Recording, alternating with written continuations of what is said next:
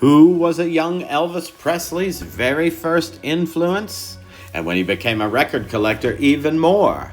Why, it was Arthur Big Boy Crudup, celebrating the 120th anniversary of his birth this week on another vinyl show. Ike Frazier Industries presents another vinyl show with Ike Frazier. Hey everybody, it's your old pal Ike Frazier, and unfortunately I'm a couple days behind, but we're in the still of the same week of happy birthday to Arthur Crudup. Born 120 years ago, self-taught as a singer, and later on in life, in his late 30s and 40s, he became a guitar player who totally taught himself and said, I don't play like nobody because I taught myself, so I play in different keys from the rest of the boys. So with his unique guitar playing style, he got himself a bass player and a drummer, and he got recorded by RCA. In fact, Steve Sholes recorded him, the same guy who recorded Elvis Presley doing Arthur Crudup songs.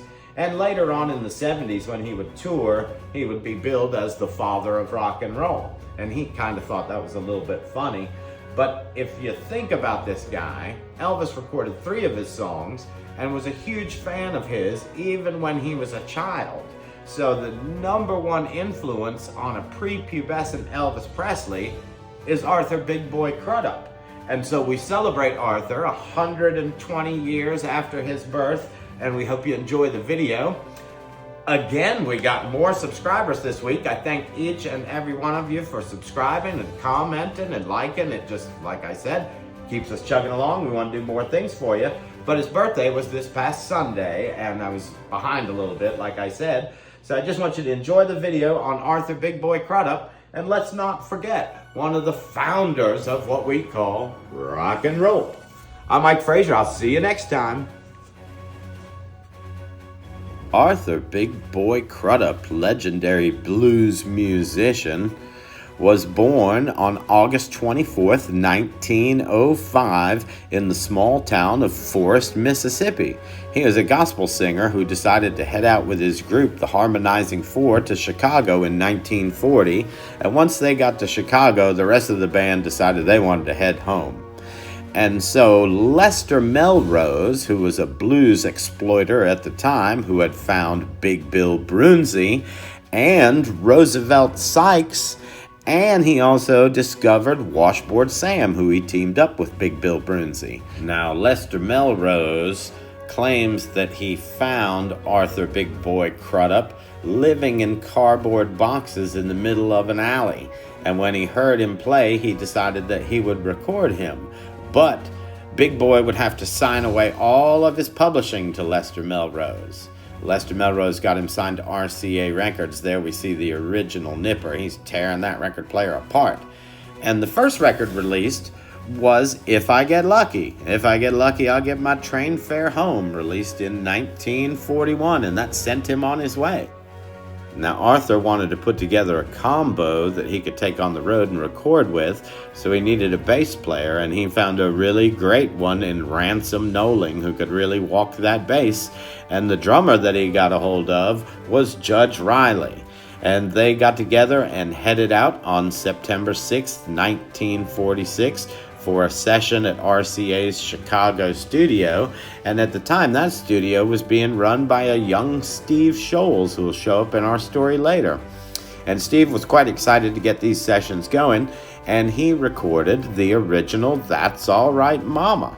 And that sent him into a better place, really, as a recording artist. He started to record more records after that, including So Glad You're Mine.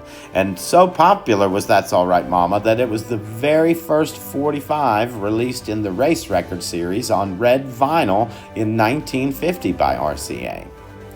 Now, he was getting pretty tired of not getting any money, but Elvis Presley, down in Tupelo, Mississippi, who would sneak around to juke joints and churches, had this to say.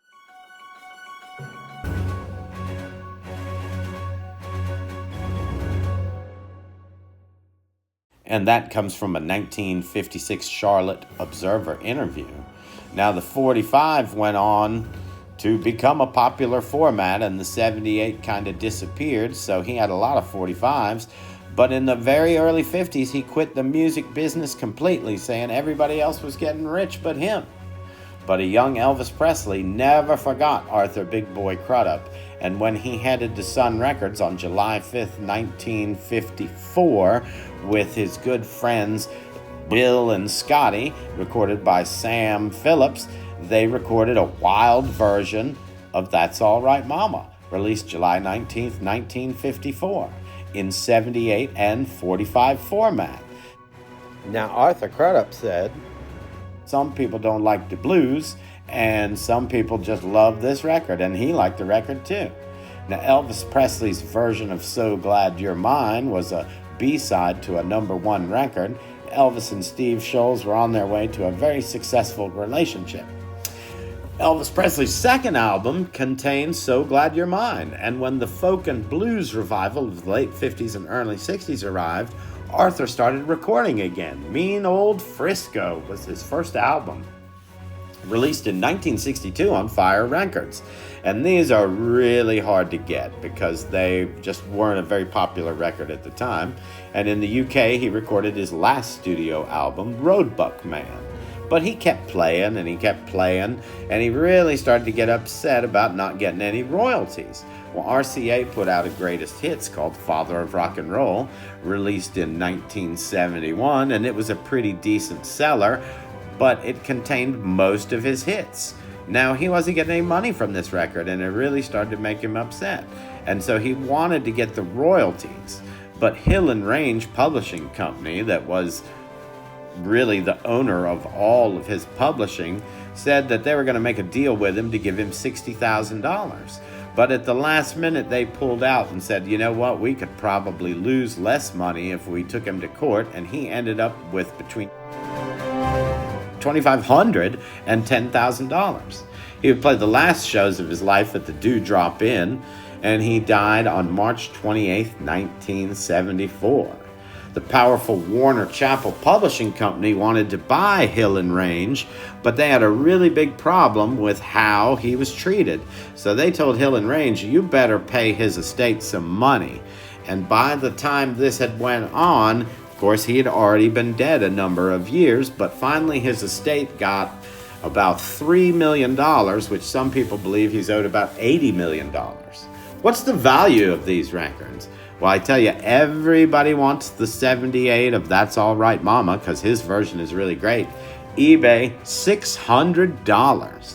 Now, this is the one I want. I don't have one yet, but it's the red vinyl first pressing of the 45 from 1950. A VG copy sold for $160. One of the rarest albums in the world, Mean Old Frisco, sold for $1,500 on eBay. Happy birthday to you, Big Boy Crudup. Thanks, everybody, for watching.